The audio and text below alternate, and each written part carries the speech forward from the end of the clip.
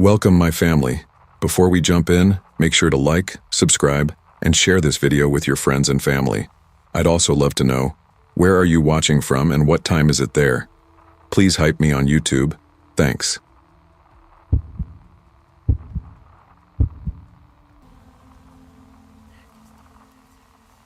I never liked office parties.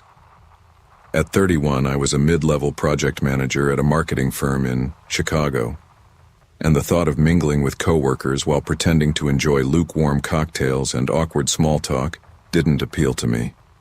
I'd spent most of my adult life learning to blend into the background, to smile politely while keeping my distance. My personal life wasn't much better. I'd broken up with my college girlfriend Anna 2 years earlier after she admitted she had fallen for someone else. Since then, my nights were mostly Netflix and takeout, punctuated by brief, forgettable dating app encounters. That December, my boss announced that attendance at the holiday banquet at the downtown Hyatt ballroom was mandatory. I groaned when I read the email. Mandatory fun, I muttered to myself, rolling my eyes. The banquet itself was everything I hated. Fluorescent lights bouncing off polished floors, bland instrumental music, and colleagues in stiff suits and dresses trying too hard to be witty. I stayed close to the buffet table, nursing a glass of white wine, hoping to make it through without someone pulling me into karaoke or forced games. And then I saw her, Clara Donovan. She wasn't part of the company. She was a guest of our new HR rep. She stood apart near the bar, wearing a maroon dress that hugged her in all the right places without being showy. Her dark hair curled over her shoulders, and she moved with effortless grace while the rest of us shuffled in place. There was something magnetic about the way she leaned against the railing, sipping her drink, eyes scanning the room but seeming detached, almost bored. Fueled by liquid courage, I grabbed 2 glasses of wine and approached her on the balcony. My hands shook slightly, not from nerves about talking to a stranger, but from the sudden realization that I wanted to talk to her. She turned and her eyes met mine. She smiled like she'd been waiting for me all night. Finally, someone who looks as miserable as I feel. I laughed, and the sound surprised me. That laugh carried away years of loneliness in an instant. We started talking about books, travel, childhood memories, things no one in my office had ever cared to ask. She asked me questions that made me pause and think, not the usual small talk. What did you love most when you were 12? What's your biggest regret? She listened as if my answers mattered, as if she genuinely wanted to know the truth about me. When the party ended, we walked outside into the cold Chicago night. She brushed snow from my coat sleeve and said softly, "This was the best part of the whole night." For the first time in years, hope didn't feel like a cruel joke. I felt alive again. The next few weeks were a blur. I wasn't sure if it was the magic of winter, the effect of finally feeling seen, or just that Clara had a way of making everything feel cinematic. Our first official date was at a jazz bar downtown. She closed her eyes during the music, swaying gently, lost in the rhythm. It felt intimate, like the world had shrunk to just the 2 of us. We cooked together in her small apartment one night. I burned the garlic, and she laughed, really laughed, and I found myself wanting to make her laugh even more. Texts became late-night confessions. She told me she had been lonely, craving something real and deep, not the casual flings that seem to dominate modern dating. I told my sister about her, my parents too. Everyone said the same thing. I was smiling again. I thought I'd found someone who matched my energy, someone who could share both my quirks and my quiet moments. By the 2nd month, Clara was practically living at my apartment. Her sketchbooks were stacked on my coffee table. Her scarf hung casually over my chair. I didn't mind. I liked her presence, the way she filled the apartment with her energy. But then came the first argument. It was small, stupid even. I mentioned grabbing lunch with a female coworker. Clara's expression changed instantly, her lips pressing into a thin line. "So you take other women out now?" I tried to laugh it off. It's just lunch, not a date. Do you think she's prettier than me? No answer could calm her. That night ended with her sitting on my living room floor, tears streaming, whispering, "Every man leaves me. Promise you won't." I promised. I wish I hadn't. The jealousy didn't stay contained, it spread like poison. If I stayed late at work, she demanded proof. Screenshots, video calls. She was convinced my best friend, Kara, had designs on me and began sending her messages. "Stay away from my man or you'll regret it." Kara showed me the texts. Her warning was blunt. "This woman isn't stable. Please be careful." I thought I could manage it. I told myself love meant patience, understanding. But every boundary I tried to maintain seemed like a threat to her. Clara began rearranging my life. She said my job was beneath me, suggested I quit and freelance so we could create together. She replaced my framed photos with her art, hung her candles, subtly changing my apartment to match her vision. She even discouraged me from visiting my parents, claiming they didn't understand her. Whenever I resisted, she threatened to leave, or worse. Once, she leaned in close, voice calm but terrifying. "If you ever tried to walk away, I'd make sure no one else could ever have you." Her tone was flat, cold. I laughed nervously, but the chill stayed with me. Spring came, and with it, the unraveling. At a rooftop office mixer, Clara insisted on tagging along. She scanned the crowd, her eyes flicking to every woman who spoke to me. When a coworker, Melissa, complimented my tie, Clara leaned in close and whispered, "She wants you. Don't deny it." Later, in front of everyone, she spilled red wine on Melissa's white blouse. She smiled like it was an accident. That night, I told her it was over. Her reaction was chilling. She stared at me for a long moment, then laughed, a sound that sent shivers down my spine. "You think you can end this? You're mine. I'll never let you go." The days after the breakup were hell. She texted from dozens of numbers, begged, threatened. She left wilting flowers at my door with notes that read, "You'll come back." At 3 a.m., scratching at my door became routine. Once, when I looked through the peephole, she was there, holding a knife, smiling. Police said unless she physically harmed me, there was little they could do. I felt trapped, my life invaded, my sanity eroded. One night, I returned home to find my apartment unlocked. Everything looked normal, except on my bed lay a sketch of me sleeping. The folds of the blanket, the position of my arm. It was horrifyingly accurate. She had been inside, watching me. I moved cities, changed my number, blocked every social media account she could use. It was supposed to end there. 3 years later, I was in a cafe in Denver, drinking a latte, and trying to enjoy a rare, quiet morning. I felt it before I saw it, the weight of eyes on me. When I looked up, a woman in a maroon coat was slipping out the door. On the table, a folded napkin remained. I unfolded it. Inside, 4 words: "First dates never end." The shadow of her obsession still lingers, and I know somewhere she is waiting for the right moment. True love respects boundaries, obsession does not.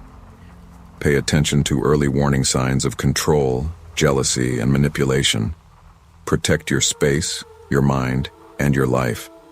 Love should make you feel free, not trapped. Recognizing toxicity early can save years of fear and emotional damage. I used to believe that toxic relationships only happened to other people. The women you read about in news articles, or the cautionary tales your mom slips into conversation. I thought I was too smart, too independent, too careful to ever let someone like Ethan Blake into my life. But the truth is, you don't notice the red flags when you're blinded by the thrill of being wanted. It was July 2017, the middle of a sticky Chicago summer, when my best friend dragged me to a rooftop party in Fulton Market. I was 24, working as a junior PR assistant, and I felt like I was constantly drowning in adult life. Bills, deadlines, the crushing loneliness of being new in the city. The rooftop was alive with music, neon lights bouncing off the skyline, and for once I let myself feel free. That's when I saw him. Ethan. Tall, athletic, with that easy grin that made you think you'd known him forever. He handed me a drink like he'd been waiting for me all night. "New here?" I asked, trying not to blush under his gaze. "From Seattle," he said. "Needed a fresh start. Messy breakup." We talked for hours. About nothing. About everything. And when the party ended, he walked me to my car. By the time I got home, he'd already texted me. "Tonight was the best I've had in years. You're different, Maddie. Don't disappear." The whirlwind began instantly. Good morning texts. Coffee dropped off at my office with little notes like, "To my favorite girl." Late night phone calls that stretched until sunrise. For the first time in a long time, I felt seen. "You're the only one who gets me," he whispered one night, his arm wrapped around me like a lifeline. I believed him. I wanted to believe him. But the shine wore off quickly. He started with my clothes. "That skirt makes you look cheap, babe. Why not wear the blue dress I like?" Then it was my friends. "Lily's not good for you, she's jealous. You're too good for people like her." I brushed it off. Love makes you compromise, I told myself. But when my childhood friend Michael visited, things shifted. At the bar, Michael hugged me hello and Ethan's face darkened. "You think I'm stupid?" he hissed when we got home. "You think I didn't see the way he looked at you?" Before I could respond, my phone buzzed. 1, 2, 10. By the end of the hour, 37 texts poured in from Ethan, swinging between, "I love you, don't leave me," and, "If you ever talk to him again, I'll make sure you regret it." That night, I should have run, but I didn't. Instead, I told myself he was just passionate, just scared of losing me. I had no idea how far his fear would go.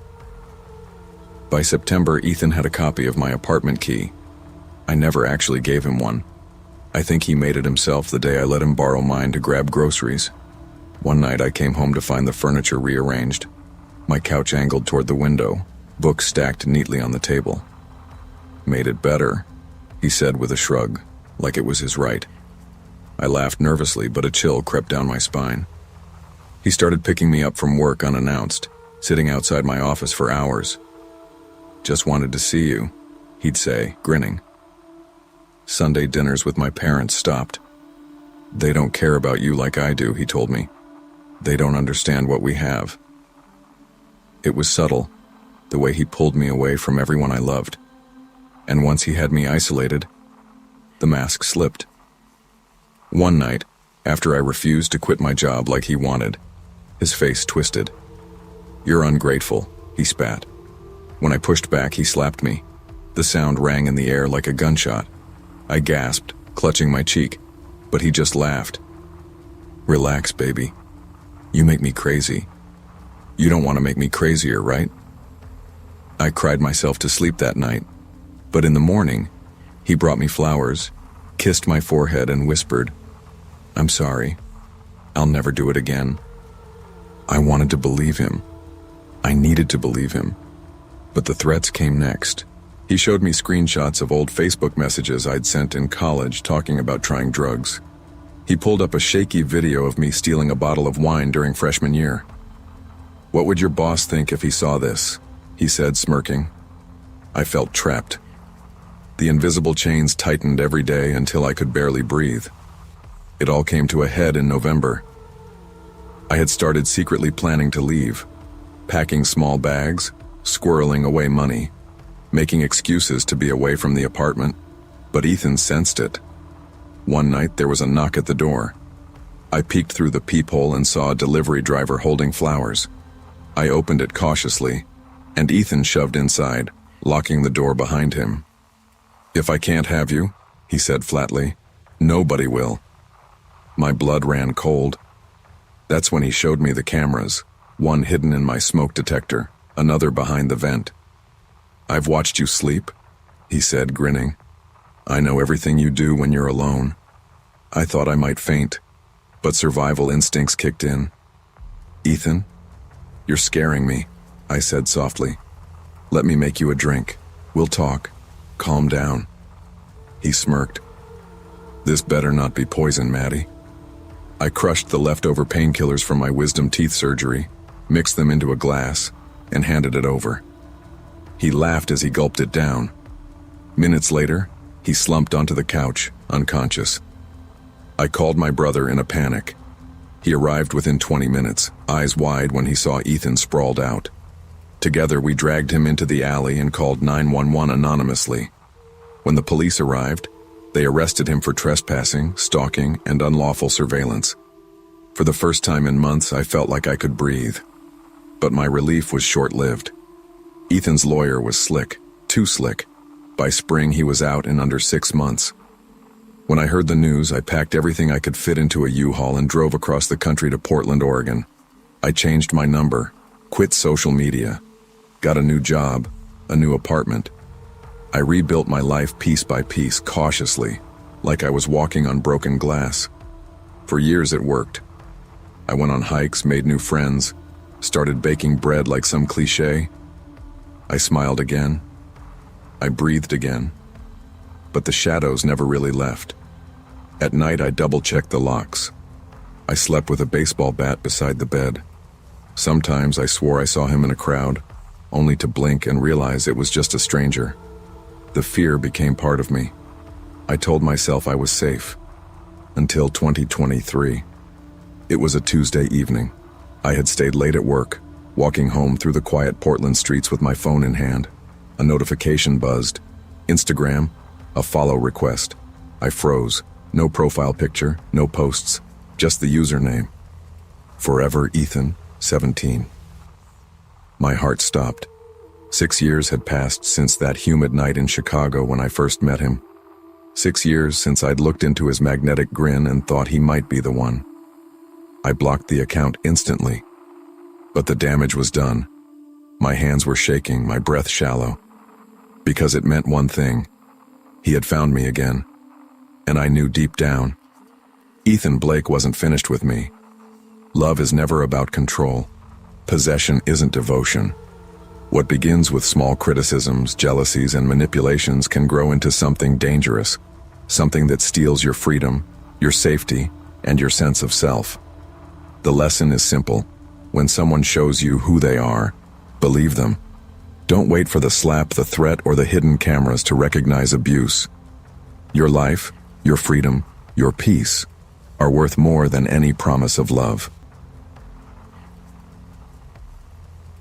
I was 26, living in Columbus, Ohio, and I thought I had finally healed enough to try dating again.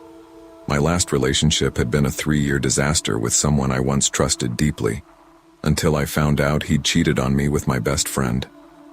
The betrayal wasn't just emotional, it fractured my sense of judgment. I spent months hiding in my apartment with my roommate and closest friend, Kara, who had been relentless in her nagging. "Get out there," she'd say, arms crossed, eyebrows raised.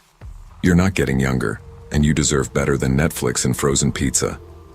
Against my better judgment, I downloaded True Match. One late Saturday night. I wasn't looking for love, I told myself that. But maybe a little validation wouldn't hurt. That's when I saw Daniel Harper. His profile made him seem safe. He had photos of hiking trips in Colorado, smiling with a golden retriever, even holding a baby niece in one picture. There was something calm, dependable about him. Not the kind of guy who sent crude, shallow messages like the rest. When he messaged me, I nearly laughed at how considerate his words were. "I'd rather ask about your favorite childhood memory than your favorite drink." We spent 2 weeks talking before we met in person. Kara was skeptical, giving me that look she always did when she didn't trust someone, but I brushed her off. I wanted normalcy, and Daniel felt like that. Our first date was at a quiet downtown cafe. He showed up in a crisp shirt and jeans, smiling genuinely, not overdoing it. He listened as much as he spoke, asked thoughtful questions about my job and marketing, my family, my hobbies. He even remembered little things I mentioned casually, like my obsession with 80s movie soundtracks. When he walked me to my car afterward, he said softly, "I'm glad I met you. I think this could be something real." For the first time in years, I believed it. I went home grinning like a fool. The first 3 months were idyllic.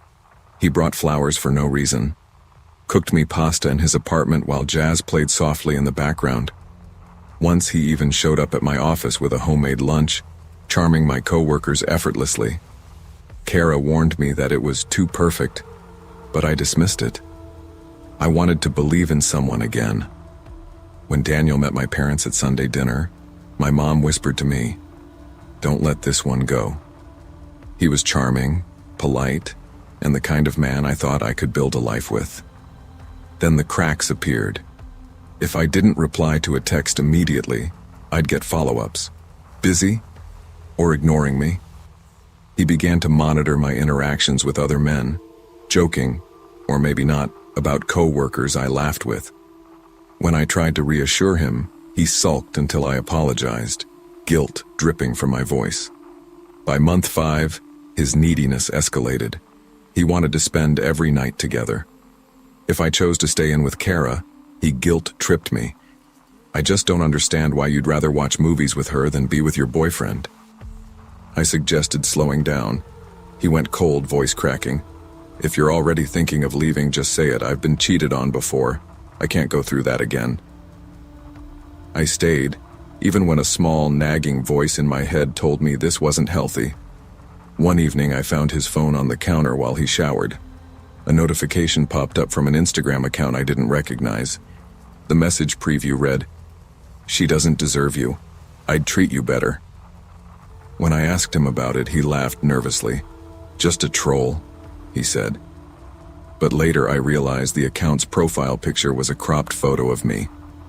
Things escalated quickly. Daniel made fake Facebook accounts to message Kara, accusing her of sabotaging our relationship.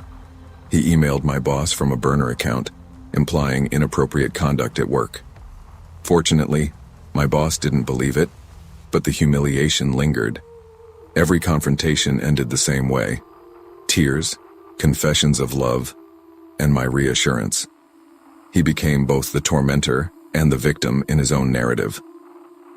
The breaking point came on a rainy Friday night. Daniel picked me up, silent the whole ride. At the restaurant, he stared at me without speaking, tapping his fingers on the table. Finally, he leaned forward, voice low.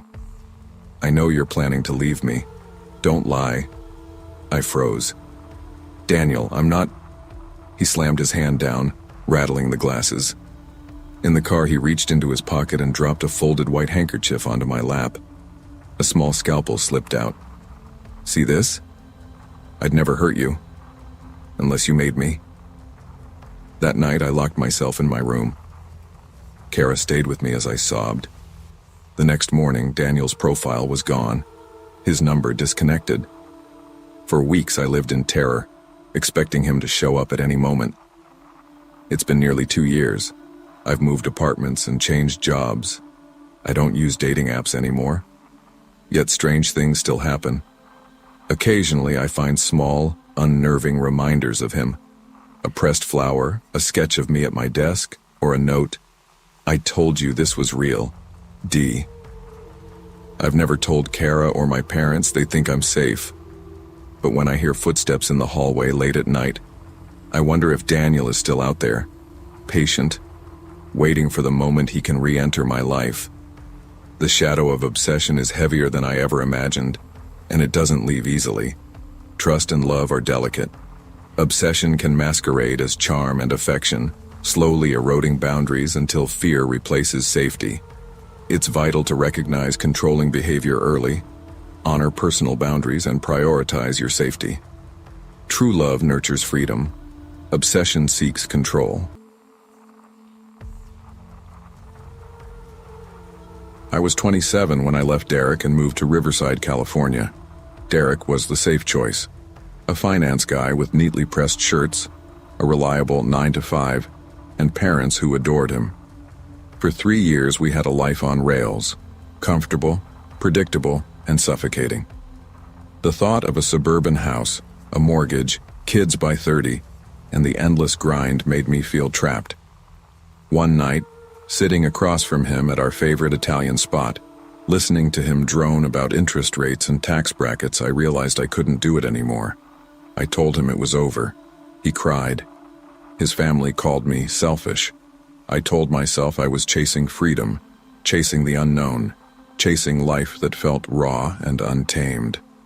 Freedom came with a price: loneliness. For months I filled the void with long walks along the river, Netflix binges, and wine that tasted like emptiness. Then, on a particularly lonely Saturday night, I downloaded Tinder. I wasn't looking for love. At least, that's what I told myself. I wanted excitement, a jolt, something that would make me feel alive again. I wanted the thrill of danger, the kind you get from fleeting affairs, whispered secrets, and stolen moments. That's when I met Nathan Crawford. His profile was minimalistic. A photo in a sharp suit standing beside a black Mercedes, and a bio that read, "Work hard, play harder, not serious." I almost swiped left until he messaged me. "Red is your color." I blinked. A picture of me in a red cocktail dress flashed in my mind. His words were simple but calculated, different from the generic lazy lines I'd been getting from others. There was confidence in them, ownership, something dangerous. Our first date was at Oakwood Grill, a dimly lit upscale spot. Saturday night, 8:30. Nathan was tall, broad-shouldered, and wore his receding hairline with bold confidence. He smelled of cologne that lingered on your skin long after someone left a room. When I arrived, his eyes lit up as if I'd just walked into his life and completed the picture. Pictures don't do you justice. We ate steak and lobster, drank champagne he ordered without asking. The way he leaned in, hand brushing mine lightly, voice low and commanding, made me dizzy. Not from the wine, but from the power he seemed to exert over me effortlessly. By dessert, I realized I was hooked. It didn't take long for the affair to escalate. Weekend getaways to Palm Springs, hotel rooms with soft lights and whispered promises, and gifts I never asked for but secretly cherished. Midnight phone calls where he confessed his life with his wife, Monica, felt empty and gray compared to the vibrancy he claimed to feel with me.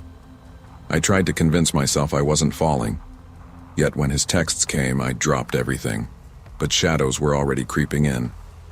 At first, Nathan's intensity was intoxicating. He made me feel special in a way that was addictive. But soon it became controlling. If I didn't respond immediately to a text, a second one appeared. Too busy for me now? He hated my Instagram photos. What if someone recognizes you? Are you trying to get caught? And if I mentioned seeing another guy casually, his face would darken instantly. You don't do that. You're mine. I laughed it off at first. It was an affair. It was supposed to be temporary, exciting, illicit. But he wanted more. He wanted to own me. I found myself walking on eggshells, anxious over my every message, every social media post, every word I spoke about anyone else. Melissa, my sister and closest friend, found out early on. She called me screaming one night after spotting texts and missed calls from Nathan on my phone. "You're going to get yourself hurt. He's married, Alyssa. Do you think he's going to leave his wife? He'll chew you up and spit you out." I told her she didn't understand. He was different. He made me feel alive again, made me laugh, made me feel like someone noticed me in a way no one ever had. I clung to that feeling even as I began noticing the warning signs I had ignored. Then came March 2021. Nathan had promised to meet me again at the Oakwood Grill. I arrived early, sitting nervously in a corner booth, fidgeting with my phone. When he finally showed up, he was late, sweating slightly, his eyes darting around the room. Tension hummed in the air like static electricity. Dinner began uneventfully, then a sharp voice cut across the restaurant. "Nathan, you bastard." The world froze. All conversations, all clinking of glasses, all the background hum of music seemed to vanish. At the entrance stood Monica, Nathan's wife. Tall, raven-haired and piercing, with emerald eyes that could cut through steel. Her hand slammed down on her purse, spilling its contents, and she glared at me. "You think I wouldn't find out? Wasting my money on this little slut?" My stomach flipped. Nathan stumbled over excuses, muttered apologies, but she wasn't hearing any of it. Her eyes, sharp and calculating, turned to me. "Do you have any idea what kind of man you're dealing with, do you?" Her words were more than anger, they were a warning. And in that moment, I realized just how reckless I had been. Nathan whisked me out before things escalated further. In the parking lot, he grabbed my arm hard enough to bruise. "Listen to me. Monica doesn't matter. She'll never leave me. But you're not going anywhere." His voice was calm, chillingly calm. Fear wrapped around me like ice. After that night, things spiraled. Nathan began showing up at my apartment unannounced. He sent gifts, perfume, lingerie, flowers, each more extravagant than the last. It was as though he wanted the neighbors to notice, to witness his possession of me. Each package carried a threat disguised as affection. When I tried to break it off, he sent a message that froze me to my core. "If you walk away, I'll make sure no one ever touches you again. Ever." I blocked him. He found new numbers. He found new accounts. One night, Melissa called me, sobbing. Someone had sent her screenshots of my texts with Nathan, paired with threats about ruining her reputation if I didn't comply. I knew who it was. My affair was no longer just an affair. It had turned into an obsession, and I was trapped in its orbit. I started double-checking locks, looking out the windows before opening the door, walking the long way to my car, carrying keys in both hands. The anxiety was constant, like a shadow that never left. The final confrontation came unexpectedly. I was walking to my car in the dimly lit apartment parking lot, tired from work and trying to ignore the paranoia gnawing at me. A figure stepped out of the shadows. Nathan. His smile was wrong, too wide, too calm, almost predatory. He pressed something into my hand. A photo. I froze. It was me, sleeping, in my bed. "See? You're already mine. Don't fight it." The words weren't loud, but they echoed through my entire being. I realized then that I wasn't just a casual fling or a mistake. I was a possession in his eyes, and he would not let go. I moved a month later, changed apartments, changed jobs, cut my hair, deleted social media. I thought I was safe. But sometimes, when I check the front door in the morning, a single red flower lies there. No note, no card, just the reminder that Nathan hasn't let me go. That the danger, the obsession, the fear lingers. And I know in my gut that it always will. Desire without boundaries can be dangerous. The thrill of obsession may feel exciting, but it can quickly turn into fear and control. Protect yourself. Recognize warning signs early, and never compromise your safety or your sense of autonomy for the sake of desire. True intimacy is built on trust and respect, not control. I used to think life in Brookfield, Minnesota was as predictable as the seasons. Summers were sticky and filled with mosquitoes, falls were crisp and quiet, winters dragged on forever, and spring always felt like a half-hearted apology for all the snow. Nothing ever really changed here. People grew up, worked steady jobs, raised families, and lived in the same neighborhoods their parents had. I was 16 in the fall of 2021, and like most kids my age, I felt invisible. I wasn't a cheerleader, didn't date football players, and wasn't the kind of girl who got noticed in the hallways. My hair was always in a ponytail, my jeans usually a little faded, and my sneakers scuffed from too many shifts at the coffee shop where I worked part-time. If I didn't have my best friend Kayla, I don't know if anyone at Brookfield High would have remembered I existed. Kayla was my opposite in almost every way.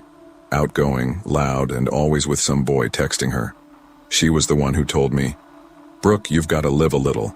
Download one of those apps. Meet someone. You're not going to find your soulmate waiting tables at the coffee shop." I laughed it off for weeks, but one night when I was lying in bed scrolling through TikTok while my mom worked her overnight shift at the hospital, and my dad was already asleep, the silence of the house got to me. I opened the App Store, typed in dating, and downloaded TrueMatch. Most of the guys who messaged me were older or creepy. Their profiles screamed, "Run." But then there was Tyler Reeves, 17, lived in Fairhaven, just one town over, and his profile picture showed him with a golden retriever and a beat-up Honda Civic. He had an easy smile, one that looked real, not like he was trying too hard. His bio said, "Just looking for someone real. Tired of games."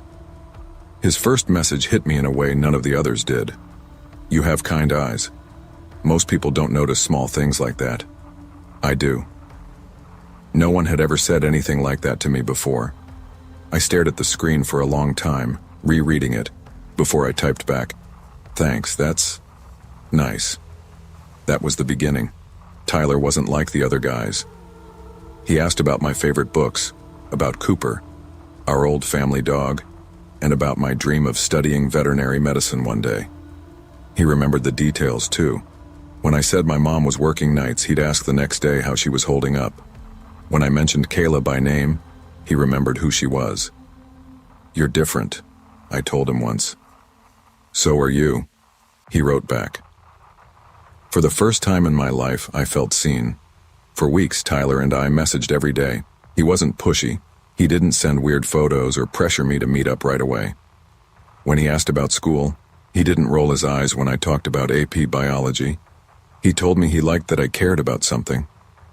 The first time we met in person was by accident, or at least that's how it felt. One rainy night in late September, my ride home from the coffee shop bailed. I stood under the awning, rain soaking through my sneakers, when Tyler texted, "Need a ride? I'm nearby." I hesitated, my mom's voice echoing in my head about never getting into cars with boys you meet online. But when a silver Honda Civic pulled up, headlights cutting through the rain, and Tyler leaned over with a shy smile, holding out an umbrella, I got in. We drove to a diner parking lot, split a pair of milkshakes, and listened to music with the windows fogging up. He never touched me, not even a hand on mine. He just laughed when I told a dumb story about spilling coffee on a customer that morning. "I think he's the nicest guy I've ever met," I told Kayla the next day. But little things started to bother me. Tyler would ask who I was texting. If I didn't reply to him right away, he sent messages like, "So I guess I don't matter. Bet you're talking to some football guy." When I told him I was doing homework, he'd reply, "Homework doesn't take 45 minutes to text back, don't lie." I laughed it off.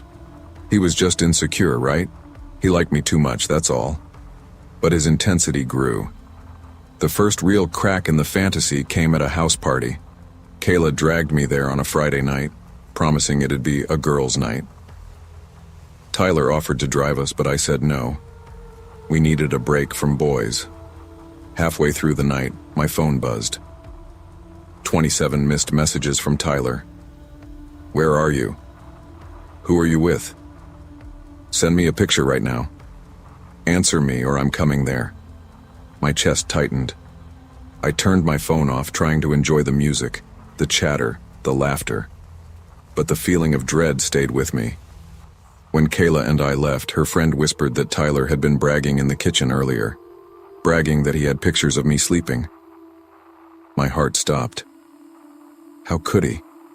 I whispered. "He said you sleep with your blinds open. He likes to watch." That night I texted him furiously. "What the hell did you say at that party?" He replied instantly. "I wasn't bragging. I was just telling the truth. I like watching you. You look peaceful. Don't freak out. I just wanted to feel close to you." I blocked his number that night. But that wasn't the end. At 2 a.m, I woke to a faint tapping on my window. I pulled back the curtain and saw Tyler standing in the yard, hands shoved into his hoodie pocket, staring up at me. I screamed. Dad ran outside, but Tyler was gone. The weeks that followed were a blur of fear. Tyler made fake Instagram accounts to message me. "You can't block love." He called from random numbers, pretending to be classmates. "You think you're too good for me?" He even messaged Kayla, "She's mine, stay away." My parents called the police, but because Tyler was a minor and hadn't physically hurt me, they shrugged. Keep an eye out, they said. The breaking point came on October 12th. I had just finished my shift at the coffee shop. The parking lot was dark, nearly empty. On the hood of my car sat a small gift bag. Inside was my favorite brand of lip gloss, a photo of me at the bus stop, taken that morning, and a note. Don't ignore me. I'll wait as long as it takes. T. My stomach dropped. I left the bag on the pavement and drove home, tears blurring the road. That night I woke to the sound of glass shattering. Tyler was inside. I froze in my doorway as I saw him in the kitchen, a knife clutched in his hand, his face pale and wild. "Why won't you just listen to me?" he shouted. "We're supposed to be together. I can't let you ruin this." My dad barreled into the room, shouting for him to drop it. Tyler lunged forward but slipped on the broken glass, cutting his hand. I fumbled for my phone, dialing 911 as my dad wrestled him to the ground. By the time the police arrived, Tyler was screaming my name as they dragged him away. "You'll regret this, Brooke. You'll regret it." He was charged with breaking and entering, stalking, and assault with a deadly weapon. The judge sentenced him to 6 years in juvenile detention. 3 years have passed since then, and I still double-check the locks every night. I keep my blinds shut tight, even on the sunniest days.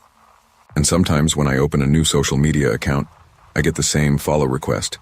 No profile picture, no posts, just the name. TR. Forever. Love isn't obsession. Attention isn't affection. Real relationships are built on respect, trust, and freedom, not control, fear, or manipulation. I learned the hard way that danger doesn't always wear a mask or hide in the shadows.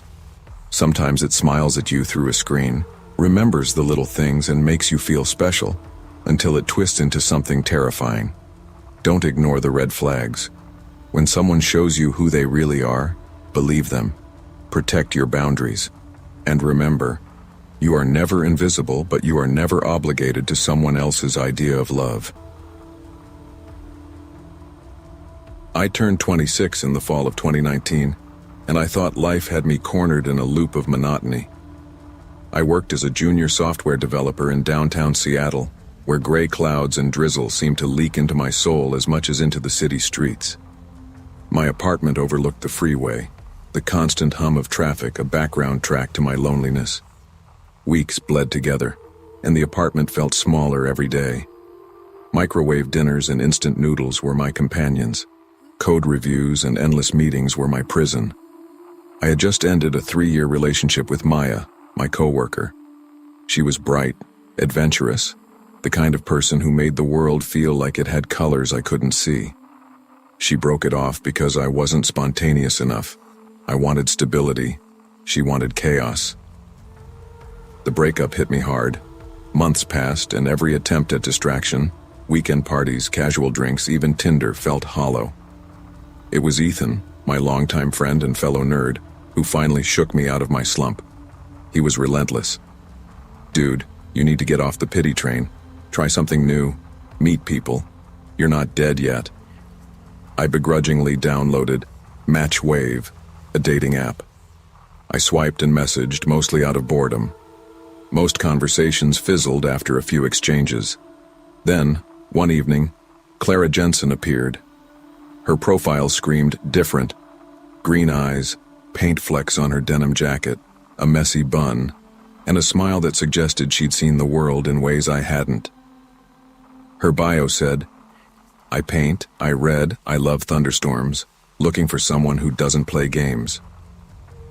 That line alone made me pause. Her first message was almost psychic. "You look like the kind of guy who secretly hates loud bars but loves deep conversations. Am I right?" I almost didn't respond because I didn't know why I trusted her immediately. But something about her energy, the way her words felt like they understood the quiet corners of my personality, made me type back. We began messaging constantly. Clara had a way of digging into the mundane details of life and making them feel significant. She asked about my coding projects, my favorite books, the tiny insecurities I kept hidden. She shared stories of painting late into the night, of feeling disconnected from the world, of chasing inspiration like it was a living thing. The first time we met in person was at a small cafe near Pike Place. Clara wore her denim jacket with flecks of paint, hair haphazardly tied back, and a nervous laugh that immediately made me relax. We sat across from each other, sipping coffee, talking about storms and art and books, laughing at nothing in particular. For the first time in months, I felt alive. For 2 months, everything was perfect. Rainy Sundays blurred into afternoons of cooking, binging shows, wandering bookstores. My coworkers noticed a change. They joked that I had a Clara glow. Life felt almost normal again. But then the cracks appeared. At first it was little things, small, almost imperceptible. If I stayed late at work, her messages turned from casual check-ins to guilt-laden texts. "Are you really staying late again? You're ignoring me." If my phone buzzed in my pocket, she asked pointedly, "Who is that?" Even a passing mention of Maya, a name from a life I thought I had buried, triggered rage. "Why are you still thinking about her? Do you want her instead of me?" I reassured her. Always. And yet reassurance was never enough. By the 4th month, Clara's jealousy escalated into control. She demanded to know about every interaction I had at work. Once she accused me of flirting with my team lead because I laughed at a joke during a meeting. She hated Ethan, claiming he was a bad influence on me. The first big violation came when I left my laptop open. Clara scrolled through my Slack messages without permission, questioning every smiley face. When I confronted her, she erupted, throwing my phone across the room, then crying until I apologized. I felt trapped. Every step I took seemed calculated to avoid setting her off. The lies started next. She told me her father was dead, only for me to later overhear her speaking to him on the phone. She claimed a part-time job at an art studio, but the owner confirmed she never worked there. When I confronted her, she screamed, sobbed, and somehow convinced me I had overreacted. It was subtle at first, the little manipulations that made me question my own judgment. She whispered, "You just don't get it. I love you so much it scares me. Don't leave me." And every time I gave in. The breaking point came one Friday evening. I went to a co-worker's birthday dinner without her, something that should have been trivial. That night my phone buzzed endlessly, 47 messages. When I returned, Clara sat on my couch, dark circles under her eyes, mascara streaked down her cheeks. "I thought you were cheating. I thought you were leaving me. She held a bottle of pills and my stomach dropped. "Relax. I didn't. But now you know how serious I am about us." 2 weeks later, I attempted to break things off. She laughed. "You don't get to leave me. I'd rather die than let you go." Soon, Ethan called me. Clara had shown up at his apartment, screaming at him to stay away from her man. The next day, HR received an email from Clara, claiming I had harassed coworkers. My boss dismissed it, but the humiliation left scars. I blocked her everywhere, changed my number, moved apartments. For a time, I thought it was over. Then, the painting appeared. I came home one night to a portrait of me, sitting asleep in my apartment rendered in perfect detail. Clara had been inside. The police took a report but explained that without direct threats, there wasn't much they could do. The following week, my new girlfriend Rachel received a fake Instagram account posting her selfies with captions threatening her. She broke up with me, shaken. Exactly what Clara wanted. Months passed. I tried to reclaim my life, but Clara's presence lingered, invisible and insidious like smoke that fills a room long after the fire is gone. The last time I saw her was March 2021. I was on the late bus home, headphones in, scrolling emails, when I saw her reflection 2 rows ahead, smiling slowly, like she had a secret I wasn't supposed to know. I ran off the bus, heart pounding, all the way home. Even now, 2 years later, I receive burner emails, photos of me walking, sitting in a cafe, unlocking my door. The subject line is always the same. Still ours. See, I've changed cities, jobs, and routines. I avoid dating apps. But I know her shadow lingers, patient and watching. The lesson I've learned is harsh. Trust is fragile, boundaries matter, and obsession can hide behind warmth and charm. Love can blind us, and vulnerability can be exploited by those with controlling or unstable behavior. It's essential to recognize the signs of manipulation and obsession early, to protect personal boundaries, and never compromise safety for the illusion of connection. Real love respects autonomy. Obsession does not. I used to believe endings happened cleanly, like in the movies when the heroine slams the door, tosses the ring, and never looks back. But real-life endings are slower, messier, and sometimes they don't even end at all. When I first met Ryan Keller, he seemed like the kind of guy who belonged on the cover of a fitness magazine. Perfect teeth, easy smile, and that type of confidence that made you think he had everything figured out. We met at the gym in Buffalo, New York. I was 26 back then, just starting my career as a veterinary nurse. I didn't have time for much, long shifts, late nights at the clinic. But Ryan noticed me, and for a girl who'd spent most of her life blending into the background, that meant something.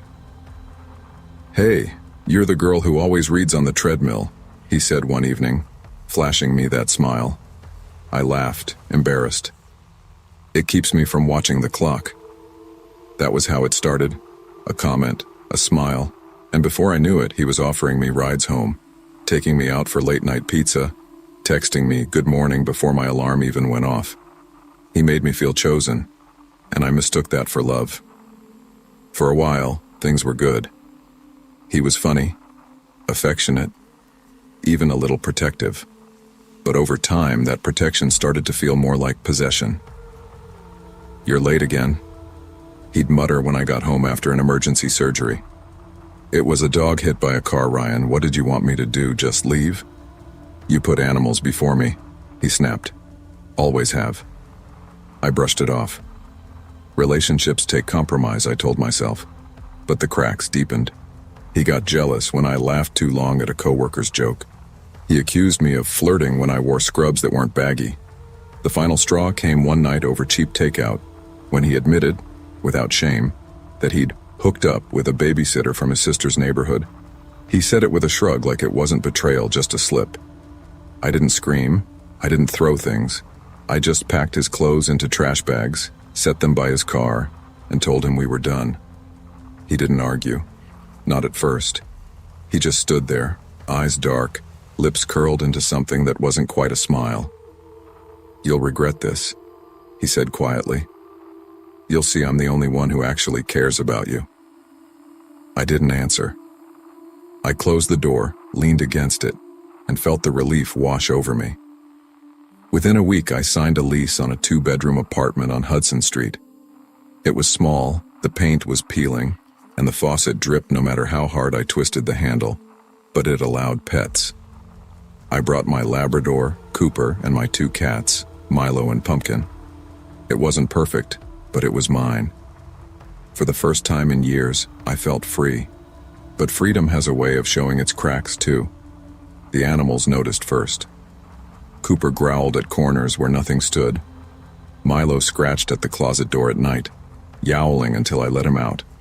Pumpkin sat in the front window, hissing at shadows. I told myself they were adjusting, that pets felt stress just like people did. But by the 3rd week, I started to understand. They weren't reacting to the apartment. They were reacting to him. And Ryan wasn't done with me. It started small. So small I almost convinced myself it wasn't happening. One night, I came home from work to find my apartment door unlocked. I froze in the hallway, my pulse hammering in my ears. Had I forgotten to lock it? Inside, nothing was missing.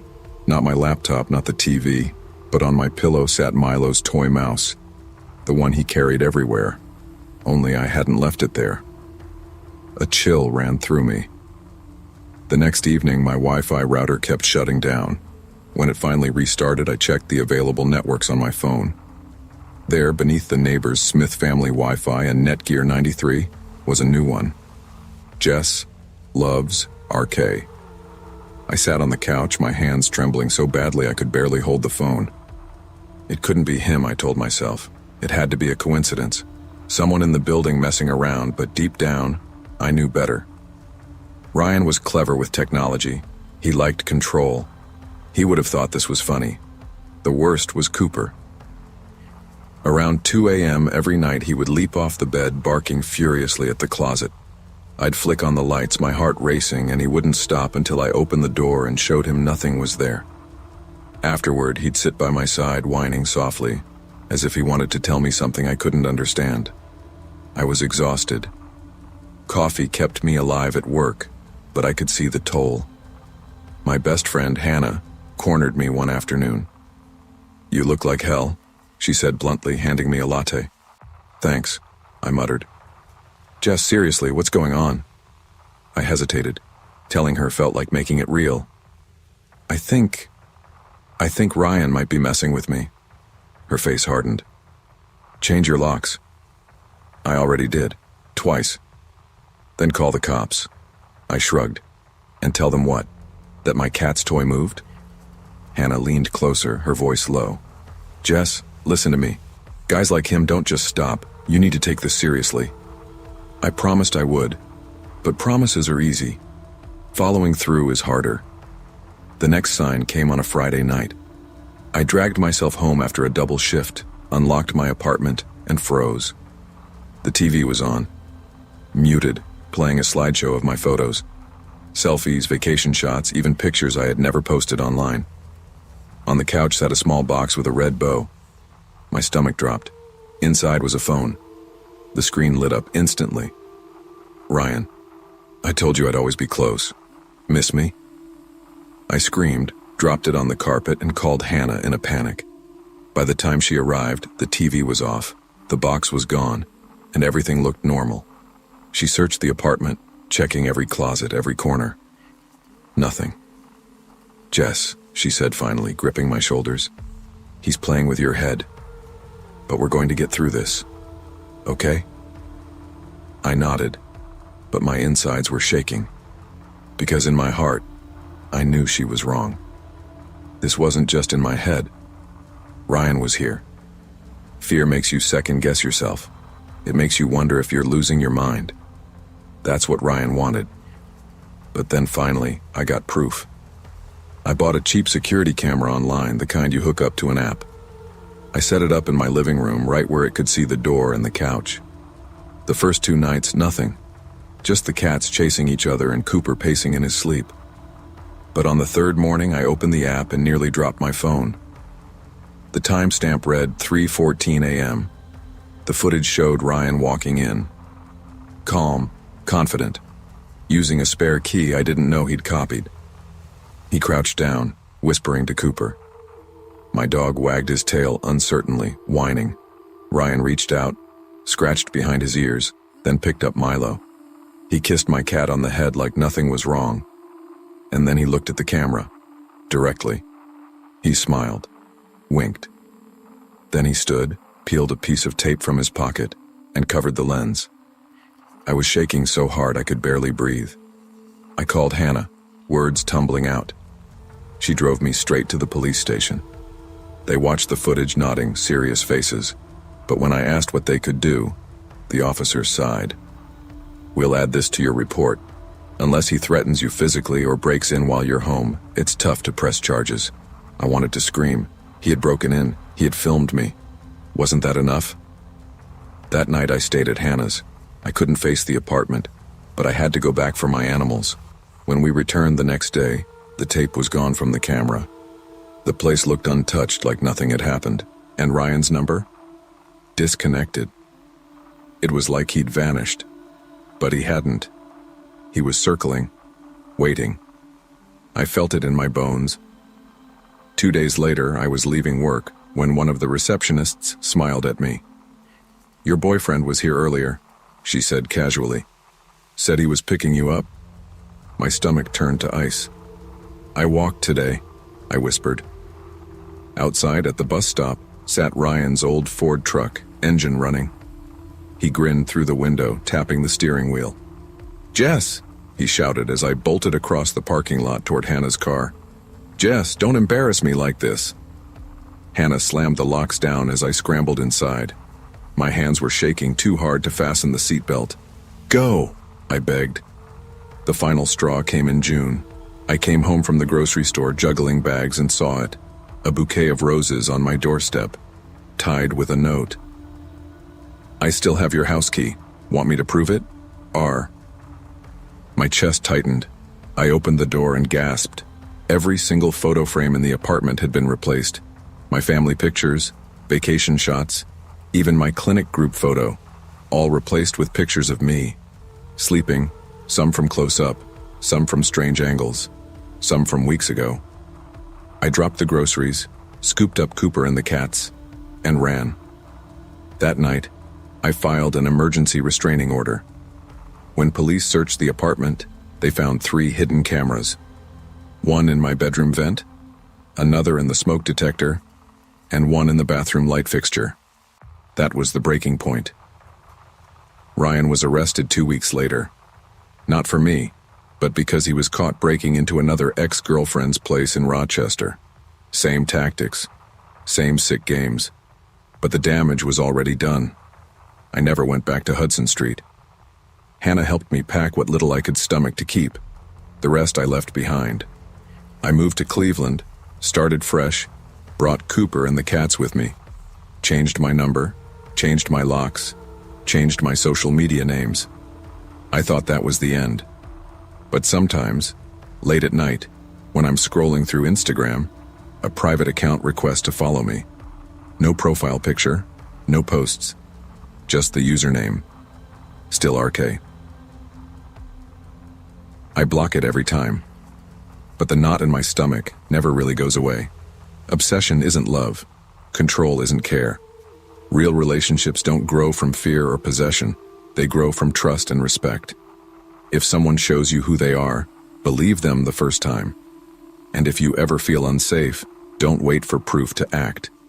Because sometimes survival isn't about being strong. It's about listening to the fear that's trying to save you. I've always thought of Vancouver as a city wrapped in fog. From my apartment window, the harbor often disappears into gray mist. The streets glisten with rain, and headlights blur into streaks of white. Life here moves quietly. Commuters with umbrellas, joggers in neon jackets, children clutching backpacks. For years, I thought I'd built my own little corner of that calm.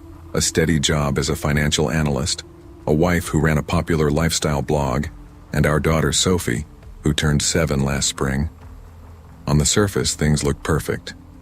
We had routines, rituals, the kind of life I once thought insulated us from chaos.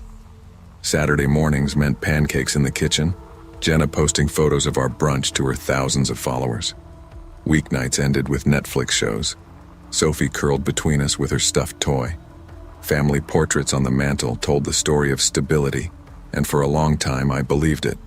But cracks in a marriage don't appear overnight. They creep in like shadows lengthening across the floor. At first I noticed small things. Jenna dressing up more than usual before heading out for meetings, her phone lighting up late at night and disappearing under her hand when I walked into the room. She brushed it off with a laugh. "Relax, Michael," she'd say, flashing me that perfect smile she used on her followers. "It's just work. I'm networking." I wanted to believe her. I told myself she was ambitious, that her brand depended on constant interaction. But deep down, I knew the difference between someone chasing opportunity and someone chasing attention. I started noticing silences. The way she slipped outside for phone calls during dinner. The new perfume lingering on her coat when she came home past midnight. The way she avoided my eyes when I asked, "Did you have a good night?" She used to chatter endlessly about her day, brands reaching out, friends she'd met for coffee. But her stories grew shorter, vaguer, until whole evenings passed without her speaking more than a few sentences to me. Our laughter faded. Our bed felt colder. One rainy Thursday, I came home early from the office. My umbrella dripped onto the carpet as I kicked off my shoes. The apartment smelled faintly of vanilla candles, Jenna's favorite. Her laptop sat open on the counter, screen glowing. I didn't mean to pry, but the message popped up before I could look away. "Can't wait to see you tonight." The emoji cut through me like glass. It wasn't the kind of message you send a client. My chest tightened. pulse hammering in my ears. For a second I thought I might throw the laptop against the wall, but I froze, staring at the words until they blurred. That night, I said nothing. Jenna breezed in later, humming softly, a faint blush on her cheeks. She kissed Sophie's forehead, tucked her into bed, then turned to me with casual ease. "You're quiet tonight. Long day?" I wanted to scream. Instead, I swallowed it, my throat dry. "Yeah, long day." That was the night the fog settled into my chest. The night I realized I didn't know my wife anymore. The thing about suspicion is that it consumes you in silence. You start cataloging moments, watching for slips, piecing together fragments like a detective no one asked you to be. I began noticing patterns. Jenna's networking dinners always happened on the same nights of the week, Tuesdays and Fridays, sometimes stretching past midnight. Rideshare receipts appeared in our joint inbox, trips to downtown towers I'd never heard her mention. Flowers arrived once, left on her desk with no card, their scent filling the apartment with sweetness I couldn't bear. One Sunday morning, Sophie tugged at my sleeve. "Daddy," she whispered, holding her stuffed rabbit. "Mommy said she's meeting someone special tonight." My heart clenched. "What did she say, sweetheart?" "That she has to look pretty for him." I forced a smile. Maybe she meant a business meeting. But I knew better. The paranoia grew. I started leaving the office early under excuses of finishing work from home. I'd sit in my car near the apartment watching the entrance. Once, I followed her discreetly, staying a few cars behind. The rain fell hard, blurring the windshield. She stepped out of an Uber in front of a high-rise downtown, laughing as she slipped into the lobby with a man I didn't recognize. He was tall, confident, hand resting on her back like he owned her. I sat there gripping the wheel, nails digging into my palms. She disappeared into the building, swallowed by golden light. I couldn't bring myself to follow. I just sat in the car until the rain stopped, until the city lights blurred through my tears. At home, she breezed in hours later, smelling of wine and perfume. She tossed her heels aside, sliding into bed without a word. I lay awake beside her, staring at the ceiling, my chest heavy with the weight of everything unsaid. The next morning, over coffee, I tried. "Jenna, who's Oliver?" She paused mid-sip, her eyes flicking up to mine. Then she laughed softly, almost pitying. "Oliver? You're being paranoid, Michael. You really need to relax." The way she said it, dismissive, amused, lit a fire inside me. But I said nothing. Instead, I started keeping records, screenshots of her receipts, times she left, times she returned, a notebook hidden in my desk, pages filled with dates and details. I felt insane, like a conspiracy theorist piecing together nonsense. Yet every line I wrote confirmed the truth. My wife was living a life I wasn't part of. One night, I saw a car parked near Sophie's school pickup. Same car, same man inside, week after week. My stomach dropped. Was this Oliver? Was he watching us?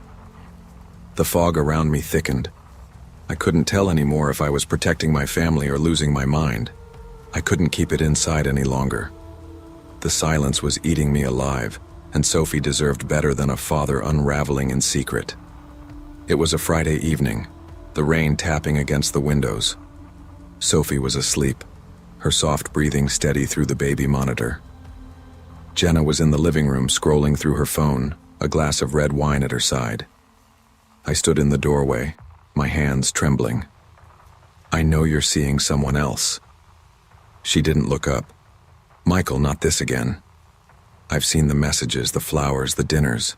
I followed you. I saw you go into that condo downtown with him." Her eyes finally lifted, calm and cold. "And what? You think you can stop me?" The way she said it, flat, almost amused, made my chest ache. "Jenna, we have a daughter. How could you do this?" "I need more than this life," she said, her voice sharp. "More than routines and spreadsheets. You're trapped, Michael. I refuse to be." Before I could respond, I heard movement. A man stepped out from the hallway. Oliver. Taller than I'd imagined, broad-shouldered, confidence radiating off him like heat. He smirked. Looks like the husband finally figured it out. My throat closed. He was in my house, my safe space. "Get out," I said, my voice shaking. He stepped closer. "Or what?" I grabbed the nearest thing, Sophie's stuffed rabbit from the couch, and held it like a shield, my voice breaking. "She's upstairs, my daughter is here, get out." For a tense moment, no one moved. Jenna's face was unreadable. Then Oliver laughed softly, stepping back. "You're pathetic." He brushed past me, leaving the apartment with a casual wave. The door slammed, echoing in the silence. I turned to Jenna, my heart pounding. "You let him into our home with Sophie here." Her expression was cold, detached. "You'll never understand. I need more than you." I realized then I'd already lost her. Jenna left 2 weeks later. No fight, no drawn-out goodbye. Just a suitcase by the door and a note that read, "Don't make this harder than it has to be." Oliver picked her up in a sleek black car, and I stood at the window, Sophie's small hand in mine, watching her mother disappear into the fog. Sophie didn't understand. "When's Mommy coming back?" I forced a smile, my throat tight. "She needs some time away. But I'm here, always." Life without Jenna was quieter, lonelier, but also clearer. I kept routines alive for Sophie's sake. School drop-offs, bedtime stories, weekend pancakes. But every night, I checked the locks twice, scanned the streets for unfamiliar cars. Every creak in the apartment made me flinch. One evening, I found Sophie drawing at the kitchen table. She held up her picture, a house with 2 stick figures inside, me and her. Outside, a taller figure stood in the rain. "Who's that?" I asked gently. "Mommy's friend," she whispered. My chest tightened. Even at 7, she knew more than I wanted her to. Weeks turned into months. Jenna's social media flaunted her new life. Photos in a downtown penthouse, dinners with Oliver, her smile brighter than it ever was at home. She looked free. I looked broken. I stopped looking eventually. Stopped caring what she posted. My focus shifted to Sophie, to giving her the stability she deserved. But some nights, I still woke with a start, convinced I'd heard Oliver's laugh outside the window. Years later, the fog still lingers. Jenna never came back. Oliver faded from the public eye eventually, though whispers of him remained. Business ventures, new women, the kind of man who leaves wreckage behind without looking back. Sophie grew older, stronger. She stopped asking about her mother after a while, though sometimes I'd catch her staring out the window, eyes distant. As for me, I rebuilt. Slowly. I learned to cook better meals, to braid Sophie's hair, to celebrate small victories. But the scar remained. The knowledge that betrayal can walk into your home wearing the face of someone you loved. Every morning I checked the locks before leaving. Every night I triple bolt the door. Not because I think Oliver will return, but because I know now how fragile safety really is. Trust, once broken, never fully heals. You learn to live with the cracks to build a life around them. And when the fog rolls in from the harbor, blurring the city lights, I remind myself, sometimes the greatest danger isn't a stranger lurking in the shadows. It's the person who promised to love you, quietly opening the door to let the danger in. I was 36 when Angela, my wife, was killed by a drunk driver. 6 years of marriage gone in a split second on a rainy night in March. I remember the phone call, the way the deputy's voice cracked as he tried to explain, the sound that came out of my throat when I dropped the phone. It didn't sound like me. It sounded like an animal.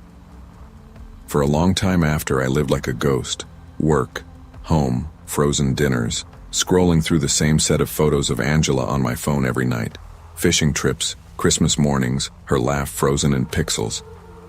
I couldn't bring myself to delete them, but sometimes I couldn't bear to look either. Friends tried to set me up. Neighbors dropped off casseroles. My sister, Ellen, checked in weekly. But I brushed them all off. I wasn't angry, just hollow. By 2017, 6 years later, Ellen finally cornered me at her kitchen table. "Mark," she said, pushing a cup of coffee toward me, "Angela wouldn't want you spending the rest of your life alone. You're only 42. You're not dead." I tried to joke it off. "Feels like it most days." Her eyes softened. "At least try. Put yourself out there. You don't have to marry anyone tomorrow. Just live a little." That night, alone in my house with the hum of the refrigerator for company, I sat down at my computer. I stared at the screen for nearly half an hour before typing in the words, "dating sites near me." That's how I found Heartlink.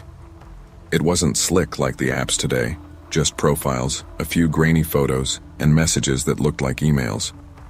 With shaking hands, I created a profile. I kept it simple. A few pictures from fishing trips, one in front of my old Ford truck, and the truth. I was a widower. For weeks it was dead ends, matches that fizzled, awkward conversations that stopped mid-sentence. Until one night, a message popped up, from Sophie Lane. "Your smile seems genuine. That's rare." I stared at it for a long time before I replied. Sophie's profile picture showed a brunette in her late 30s, smiling with a golden retriever at her side. Her bio was short. Loved books, loved hiking, worked in retail. But her messages were warm, real.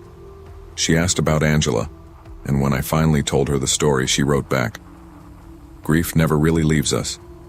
I had a broken engagement once.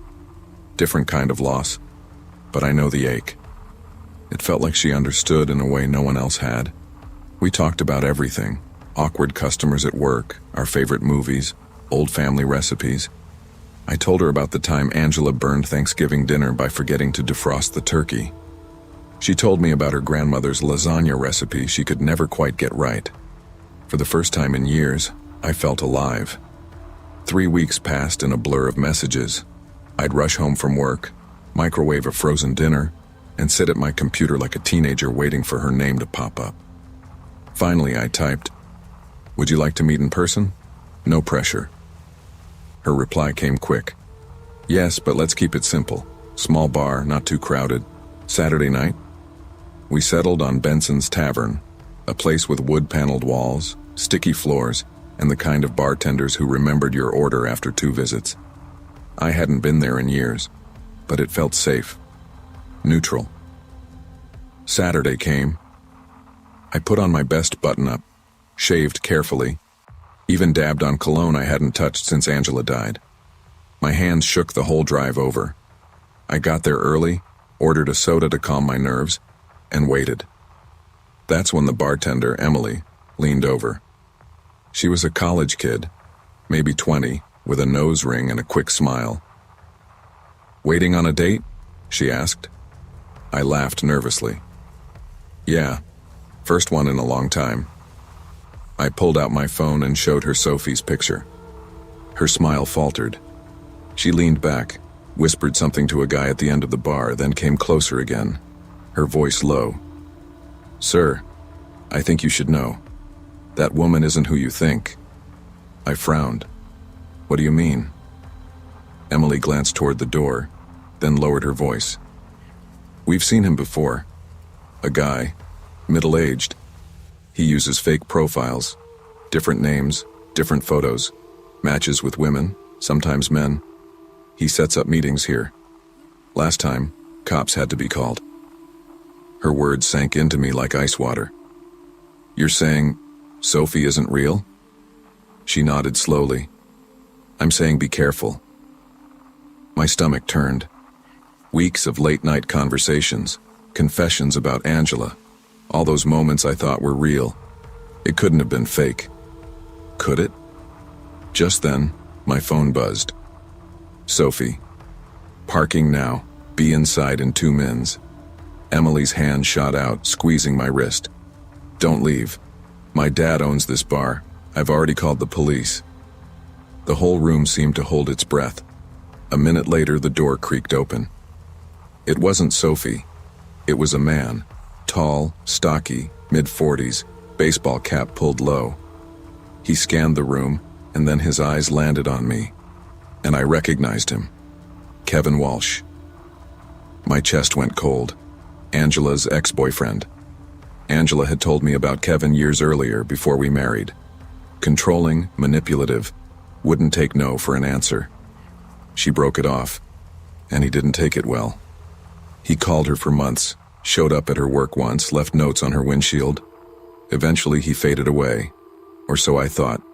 Now here he was, standing in Benson's tavern, smirking like the devil. "Mark," he drawled, starting toward me. "Damn, you got old." I stood up, backing away instinctively. My legs felt like cement. Emily's dad and 2 truckers stepped between us.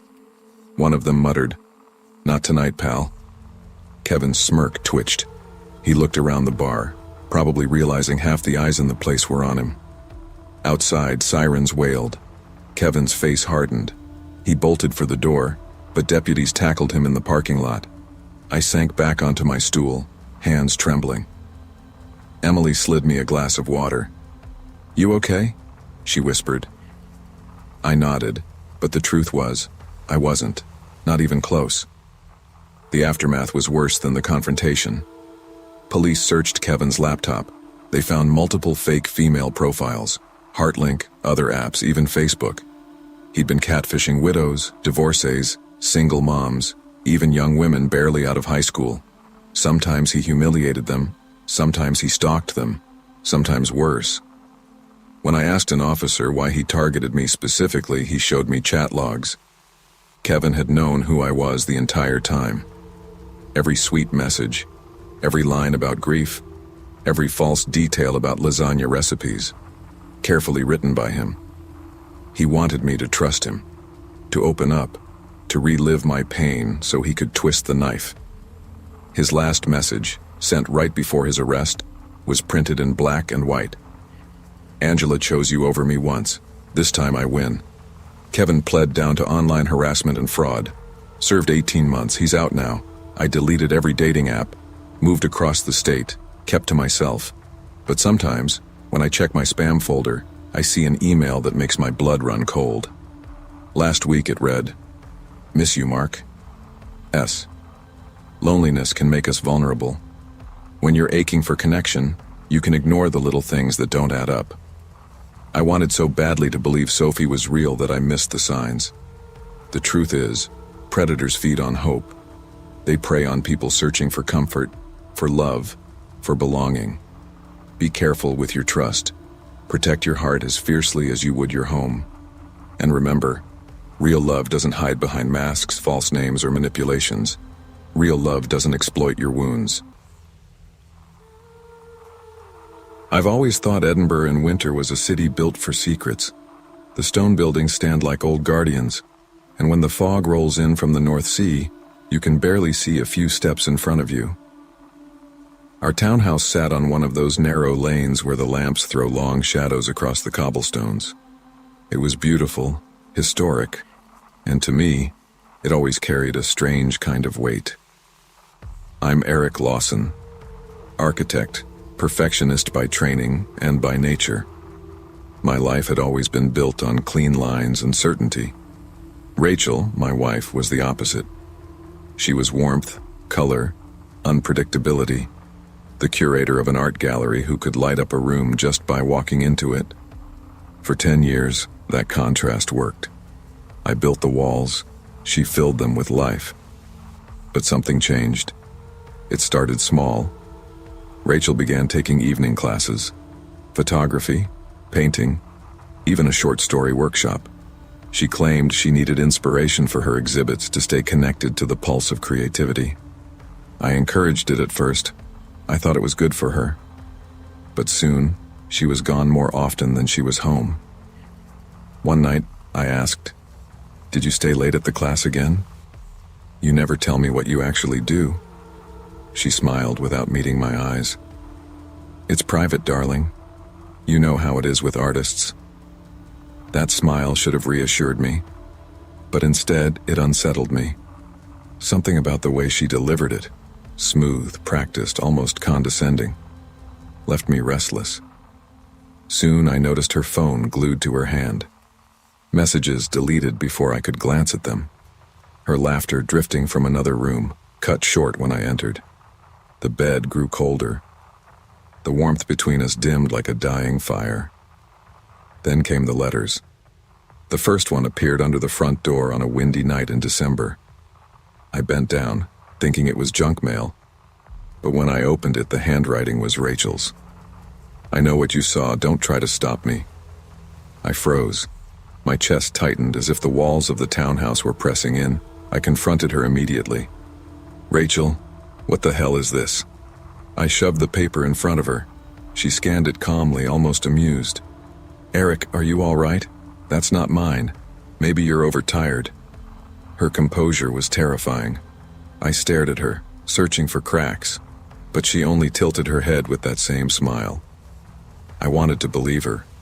God, I wanted to.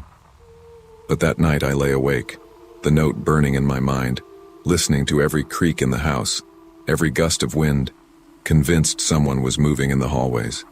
That was when the fog settled not just outside, but inside me. Paranoia has a rhythm. It doesn't crash in like thunder. It seeps in like a draft through old windows. It started with footsteps. I'd hear them in the hallway when Rachel claimed she was at her classes. Slow, deliberate, like someone testing the creak of each wooden board.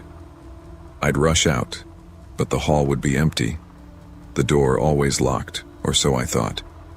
Then, doors I was sure I had locked appeared slightly ajar. The bathroom window open in the morning when I hadn't touched it. Once, I found muddy footprints leading from the entry to the kitchen. Rachel brushed it off. Probably Sophie from next door, she always tracks mud. But Sophie was 6 and those footprints were larger than mine. I tried to confide in friends. Over a pint at a pub, I told Alan, my closest friend, "Rachel's hiding something. There are notes, things happening in the house." Alan shook his head. "Eric, you've been under stress. That project nearly killed you. Maybe you need rest." That was the worst part. No one believed me. To everyone else, Rachel was radiant, charming, reliable. And me? I looked like a man cracking at the edges. Then came the second letter. "You can't protect her, they'll believe me, not you." I found it on my pillow. Rachel had been out late again. I waited for her return, the note clutched in my fist. "Where are these coming from?" I demanded as she walked in, cheeks flushed from the cold or from something else. She read it, lips curling into the faintest smirk. "Eric, you're scaring me. You're imagining things." "Don't gaslight me," I snapped. My voice trembled. She stepped closer, placed her hand on my cheek. "You're fragile, Eric. Too fragile. That's why I don't tell you everything. You can't handle it." Her words cut deeper than any note. Fragile. Like a diagnosis. I began questioning myself. Were the footsteps real? The letters? Or was I losing my mind? That was the trap she set. The more I fought, the more insane I looked. One icy evening, I decided I couldn't rely on shadows anymore. I had to know the truth. I followed her. Rachel left the house bundled in her red scarf, walking briskly through the fog toward the bus stop. I trailed at a distance, heart hammering, my breath clouding the air. She rode across the city to a wealthy neighborhood, the kind with tall Georgian buildings and wrought iron gates. I watched as she approached a well-kept apartment. A man opened the door, older, confident, with an air of authority. She smiled, kissed his cheek, and walked inside. My stomach dropped. An affair. It had to be. I wanted to storm in, to drag her out, to scream. But I stayed rooted to the pavement, freezing, my hands shaking inside my coat pockets. I returned home numb. Hours later, Rachel walked in, hair slightly tousled, cheeks glowing. "How was class?" I asked. She smiled, kissed my forehead. "Productive. You worry too much." But the truth came out days later in the cruelest way. That man wasn't her lover. He was a psychiatrist. Rachel had orchestrated the entire thing. The texts, the notes, the late-night walks, all designed to make me appear paranoid, to our friends, to colleagues, to anyone who might intervene. I was becoming the unstable husband unraveling under pressure, and she was the loyal, suffering wife. The realization hollowed me. It wasn't just betrayal, it was warfare. The weeks that followed were hell. Notes continued to appear. I'd hear whispers in empty rooms, find the windows cracked open. My sleep vanished. At work, my hands trembled over blueprints and clients noticed. Every confrontation with Rachel ended the same. "Why are you doing this?" I begged one night, fists clenched. She tilted her head, eyes calm. "Doing what, Eric? You sound unwell." "This isn't love," I said, voice breaking. "Love?" She laughed quietly. "I'm teaching you reality. You've lived in your perfect little world too long." Her cruelty was subtle, meticulous. She didn't scream, she didn't strike. She just erased me piece by piece until I doubted every step I took. But one night I caught her. I came home early. The living room light was on. Rachel sat with the man from the apartment. My heart thundered. "Stop lying," I shouted. "I know the truth." Rachel looked at me with pity. "Eric, you're sick." The man cleared his throat. "Mr. Lawson, I'm a psychiatrist. Your wife brought me in because she's concerned about your mental health." I laughed bitterly. "Concerned? She's been staging all of this." Rachel shook her head sadly. "You see? Delusions." For a moment, I thought I'd lost everything. But I kept my phone in my pocket, recording the entire exchange. Her slip-ups, his presence, her manipulation, it was all there. That was the first night I realized survival meant more than defending myself. It meant documenting every move, building my own case brick by brick like the walls I'd designed my whole life. Rachel left weeks later, suitcase in hand, no goodbye beyond. I need time to rethink this marriage.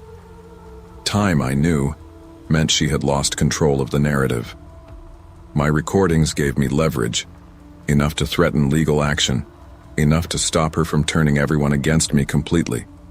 She disappeared into the city's fog, and I was left with silence. The townhouse no longer felt like home. Every creak reminded me of deception. Every shadow looked like a trap. I learned to live cautiously, triple-checking locks, scanning rooms, questioning every interaction. Friends slowly returned when they realized I wasn't insane. But something inside me had shifted permanently. Betrayal doesn't always come in the form of passion or violence. Sometimes it arrives as meticulous, calculated cruelty, wrapped in the smile of someone you loved. Years later, I rebuilt my life. I worked again, found moments of peace, even laughter. But the scars remained. Trust became a rare currency, one I offered sparingly.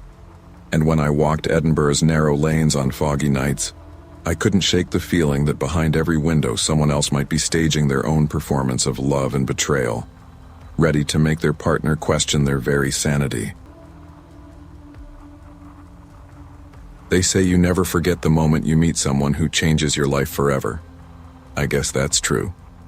What they don't tell you is that forever doesn't always mean in the way you dream about. It was October 2014, Phoenix, Arizona. I was 25, buried in the monotony of my cubicle job at a logistics company, surrounded by fluorescent lights and gray fabric walls. Most days I counted the hours until quitting time. But one afternoon, needing a caffeine jolt, I ducked into a Starbucks around the corner. That's where I saw him, Evan Hartley. He sat at the counter with a MacBook, sketchpad open, wearing a faded denim jacket like he'd stepped out of an indie film. He looked up as I ordered my usual sugar-laden latte, smirking. "That's not coffee," he teased. "That's syrup with a splash of caffeine." I laughed, half annoyed, but mostly charmed. "Well, it gets me through 8 hours of spreadsheets. Don't judge." And just like that, we started talking. Evan was a freelance graphic designer drifting from project to project, working out of coffee shops. He had an easy laugh, the kind that filled a room. We exchanged numbers, and within days I found myself waiting for his texts. Within weeks we were inseparable. The first year was golden, truly golden. Evan was everything my life wasn't: spontaneous, creative, exciting. He'd show up with sunflowers from a roadside stand, whisk me off on late-night drives into the desert just to look at the stars, sketch me on napkins like I was his muse. My parents liked him, my friends adored him, and I felt like I'd stepped into the kind of romance I thought only existed in movies. But little cracks showed even then. He hated when I worked late. He'd hover if my phone buzzed, eyes narrowing as if I had something to hide. At a friend's birthday dinner, he accused me of flirting with the waiter because I laughed at his joke. I brushed it off as insecurity. Everybody has flaws, right? Love means accepting them. By 2016, we moved into a small downtown apartment. That's when the arguments really began. About money, my family, my job. And that's when I started learning what forever with Evan might really mean. Moving in together should have been a milestone. For us, it felt like the start of a slow unraveling. Evan's freelance work dried up, leaving me to cover most of the bills. My dad, trying to help, offered to pitch in with rent, but when I mentioned it, Evan's face twisted. "So your dad thinks I can't provide for you? That I'm some loser mooching off his daughter?" "Evan, that's not what he meant. Don't defend him." He stormed out, slamming the door so hard the picture frames rattled. He hated when my brother stopped by unannounced. He bristled when I texted with Megan, a coworker who often messaged me late about projects. One night, Megan's name popped up on my screen. Evan snatched the phone from my hand, glaring. "You're screwing her, aren't you?" I laughed nervously. Megan is married, with 2 kids.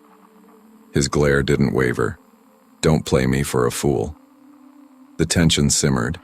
Every day felt like walking on glass, waiting for something to crack.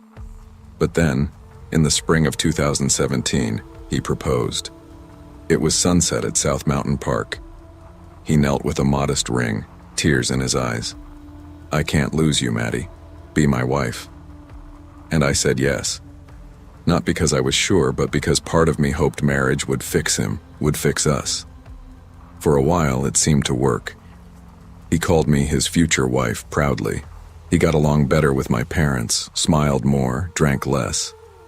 But the closer the wedding came, the darker things grew. When my dad suggested a prenup, not to insult Evan, just to protect both of us, Evan exploded. "So your family thinks I'm a gold digger? That's disgusting," he screamed. He vanished for 2 days, then reappeared drunk at my door, crying, and I forgave him. Again. I didn't know then that forgiveness was exactly what he was counting on. The cheating started quietly. Evan worked late nights or went to client meetings. I wanted to believe him. But little things didn't add up. Receipts for lingerie I never received. The faint smell of perfume on his hoodie. A stranger's hair in the passenger seat of his car. One night, curiosity, or maybe desperation, got the better of me. I opened his laptop. The messages were undeniable. Conversations with at least 3 different women. One was our neighbor. Another was a babysitter he'd helped drive home. My stomach dropped. When I confronted him, he didn't even deny it. He shrugged like it was no big deal. "They mean nothing. You're the one I'm marrying." I hurled the ring at him, my hands shaking. "We're done, Evan." That's when his face changed. The charm vanished. What I saw instead was cold, calculating fury. "You think you can leave me?" he whispered. "You think it's that easy?" That was the moment I realized leaving Evan wasn't going to be simple. It wasn't going to be safe. Evan refused to move out. He insisted his name was on the lease, that he had every right to stay. I started crashing at friends' places, avoiding home when I could. But Evan was everywhere. He locked me out of my own bedroom. He read my emails. He followed me to work, parked outside like a shadow I couldn't shake. When I blocked his number, he made fake accounts. He created a Facebook profile using my photos, posting humiliating captions. "Looking for men since my fiancé can't satisfy me." At night, I heard footsteps in the hall. Once, I peered through the peephole at 2 a.m. and saw him standing there with flowers whispering, "We're still getting married, babe, you just don't know it yet." The worst came in August 2017. I walked into my apartment and smelled cigarette smoke. On the kitchen table sat a wedding cake topper, bride and groom figurines. The bride's head was broken off. My stomach turned. Before I could run, Evan stepped out of my bedroom grinning. "I've been waiting for you." I bolted, pounding on a neighbor's door until they let me in. Evan banged on the hallway walls, shouting promises and threats. "If you marry someone else, I'll kill him. You're mine forever." Police came. They found a spare key in his pocket, and later, a hidden camera in my smoke detector. Evan was charged with harassment, trespassing, unlawful surveillance. He served 9 months. 9 months. And then he vanished from Phoenix. I thought it was over. For years, I built my life back brick by brick. Therapy, long phone calls with my mom, new friends, a better job. But the fear lingered. Every knock on the door made my pulse spike. Every blocked number felt like a ghost. In 2022, I was scrolling LinkedIn after work. A notification popped up. Your profile was viewed. I clicked. The account had no photo, no work history, just 2 initials. EH. My blood ran cold. Years had passed. States separated us. He had no reason to know where I was, but I knew, deep down, Evan Hartley wasn't finished with me. Maybe he never would be. Love should never come with conditions of fear, control, or possession. What starts as small criticisms, jealous stares, or insecurities can grow into suffocating abuse. It's easy to excuse red flags when you're blinded by affection, but ignoring them can cost more than heartbreak. It can cost your freedom, your safety, even your life. Real love makes you feel safe. Anything else isn't love, it's control. And the sooner you see that, the sooner you can protect yourself. Grief has a way of folding time in on itself. Some mornings in Pinehurst, Vermont, I'd wake and expect Luke to be outside honking the horn of his old Honda Civic, calling me lazy for sleeping in when we had basketball practice. But it was spring 2010 now, and Luke was gone. And no matter how hard I tried to keep moving, every street, every corner of our quiet town seemed to carry his ghost. Luke and I had been inseparable since we were kids. I was the cautious one, the guy who always double-checked his homework and played it safe on the field. Luke was everything I wasn't. Reckless, daring, a natural leader with the kind of grin that made you follow him even when you knew better. We balanced each other out. He'd push me into risks and I'd pull him back before things went too far. That was the rhythm of our friendship, until the rhythm stopped on a rainy night the previous November when Luke's car skidded off the road and hit a tree. The official story was simple. He'd been speeding, maybe distracted. No one else was hurt, but I couldn't shake the weight pressing down on me. That night, Luke and I had fought. I'd been drinking at a friend's house, and I remembered, hazy but sharp in flashes, the argument we had over the phone. I remembered him picking me up, me slurring words, the two of us shouting, headlights cutting through rain. Then the next thing I knew, I was waking up at home with no memory of how I got there, and Luke was dead. For months, I carried the secret like a stone in my chest.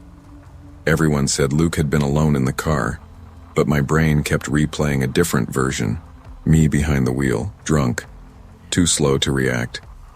I told myself I couldn't confess, couldn't crush his parents with that truth. So I buried it, or tried to. By March, life had started to inch forward. I worked shifts at the hardware store, went through the motions of senior year, smiled when people expected it. But the nights were the worst. The nights were when the phone rang. The first time, I thought it was a wrong number. My phone buzzed at 1:07 a.m., screen lighting up with a name that froze my blood. Luke. His number had been disconnected months ago. Hands shaking, I answered, but only static filled the line. I hung up, convinced it was some cruel prank, maybe one of our buddies trying to spook me. But the calls didn't stop. Night after night, the phone would ring at impossible hours, and sometimes there was a voice, soft, low, and achingly familiar. "You have to tell the truth," it said. I dropped the phone like it had burned me. My heart hammered in my chest. I told myself it was stress, grief, maybe even hallucinations. But when I picked up the phone again, the voicemail waited. And it wasn't just words. It was Luke.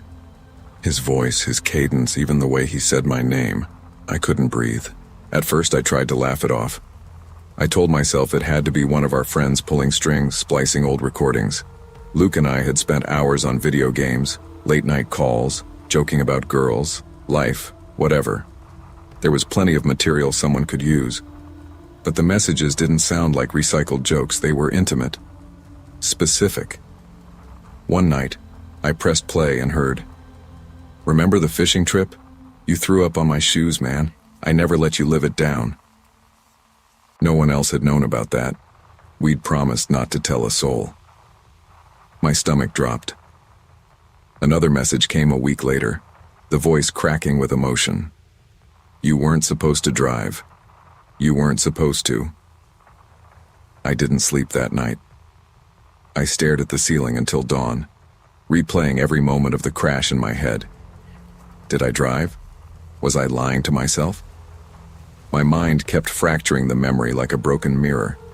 Some pieces showed Luke alone, others showed me behind the wheel. School suffered. My teachers pulled me aside asking if I was okay. At the hardware store, I mixed up orders, dropped boxes, once nearly knocked over a ladder with a customer on it. My mom asked if I was still grieving. I lied and said I was fine. But the phone calls never stopped. Always late, always with that same voice. Sometimes pleading, sometimes accusing. "You have to tell the truth, Darren. You owe me." The guilt hollowed me out. I couldn't look at myself in the mirror without seeing blood on my hands. Finally, one cold evening in early April, I drove to Luke's house. His parents answered the door, faces worn with grief that mirrored my own. I sat at their kitchen table, hands trembling, and confessed. "I think it was my fault," I whispered. That night, I was drunk. I think I drove. Their silence was a knife. His mom's eyes filled with tears, and his dad shook his head slowly. "Darren, you weren't in the car," his dad said. "Luke was alone. We know that. The police know that." Confusion and relief and terror crashed through me all at once. "No, that can't be. I remember." "You're grieving," his mom said gently. "Your memory's playing tricks on you.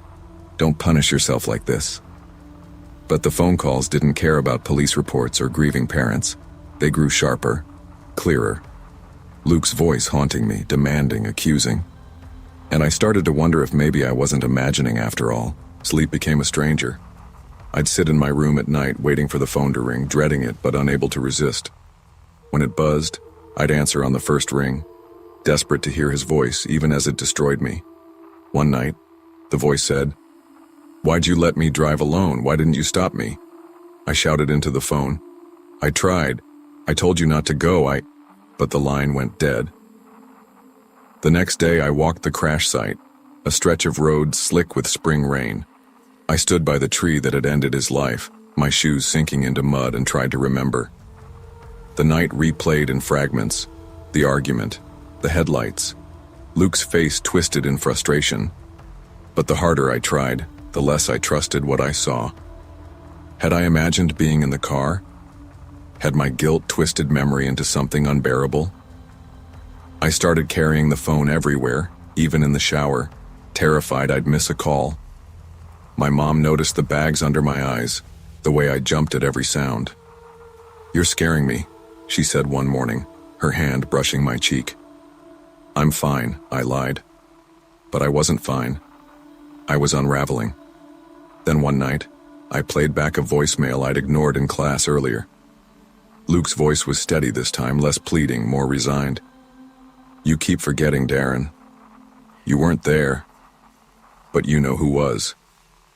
The line went dead. and I stared at the phone until my vision blurred. Someone else? Who? I ransacked my memory, pulling apart every detail of that night.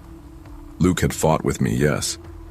But hadn't he also fought with someone else at the party? Someone whose face I couldn't quite place? The guilt that had consumed me began to warp into something else. Fear. By late April, the phone calls stopped being random. They felt deliberate, timed, as if Luke, or whatever was left of him, was guiding me. One night I got a call just past midnight. The message was longer this time, words spilling out with urgency. "Check the glove box, Darren. I left it there. You'll see the truth." I froze. The car had been towed months ago, wrecked beyond repair, but something about the message rang true. The next day I tracked down the impound lot, begged the manager to let me see what was left of Luke's Civic. The man eyed me warily, but eventually agreed. The car was a twisted shell, glass shattered, metal bent. My chest tightened at the sight, but I pushed forward. The glove box hung half open. Inside, buried under registration papers, was a small tape recorder. My hands shook as I lifted it, pressing play. Static filled the air, then Luke's voice emerged. Not a ghost this time, not a phantom call. A real recording. "If something happens to me, it won't be an accident. It's Mason. He's been threatening me since the party. Said he'd make me regret humiliating him. If I die, tell the truth." My legs gave out and I sat hard on the ground. Mason. A name I hadn't thought about in months. He'd been at the party that night, drunk, angry after losing a fight with Luke. The phone calls weren't hallucinations. They were breadcrumbs leading me to the recording. Luke hadn't been haunting me out of malice. He'd been begging me to clear the fog, to remember. Tears blurred my vision as I clutched the recorder to my chest. Confronting Mason wasn't cinematic. It wasn't a showdown or a confession under pressure. It was me, sitting across from him at a diner, tape recorder between us, my heart pounding. He went pale the moment I pressed play. The voice of the dead filled the booth, words spilling into the air like judgment. Mason stammered, tried to deny it, but the evidence was undeniable. I didn't need him to confess to me. I needed the truth out, and I took it straight to the police. The investigation that followed was messy, painful. Mason had chased Luke that night, run him off the road after a heated confrontation. My guilt had twisted the memory into something else, something easier to believe.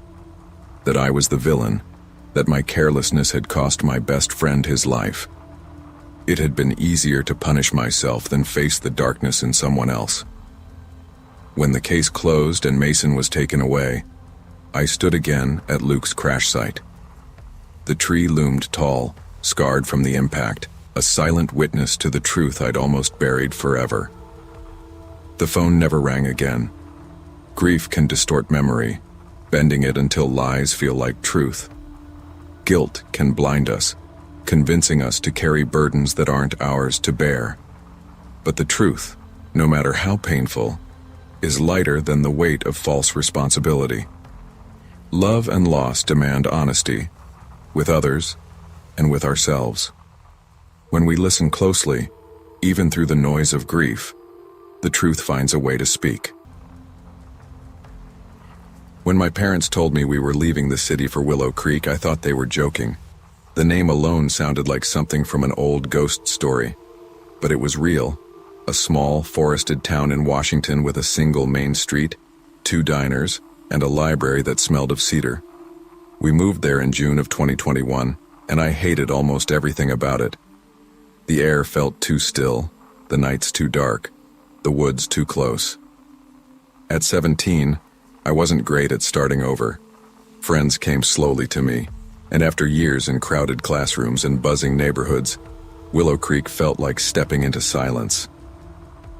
The one exception was Elise Carver. She lived at the edge of town, in a sprawling, century-old house that seemed to breathe with its own life. Creaking floors, a stone fireplace that swallowed whole logs, and a backyard that sloped into a wall of pines. Elise was everything I wasn't: bold, funny, unafraid of being herself. She became my anchor in a place where I otherwise drifted.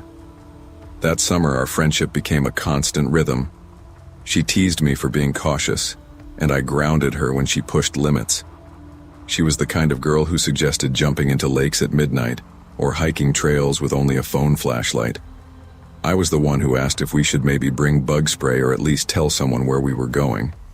We worked because we were different. When she invited me for a weekend sleepover, I didn't hesitate.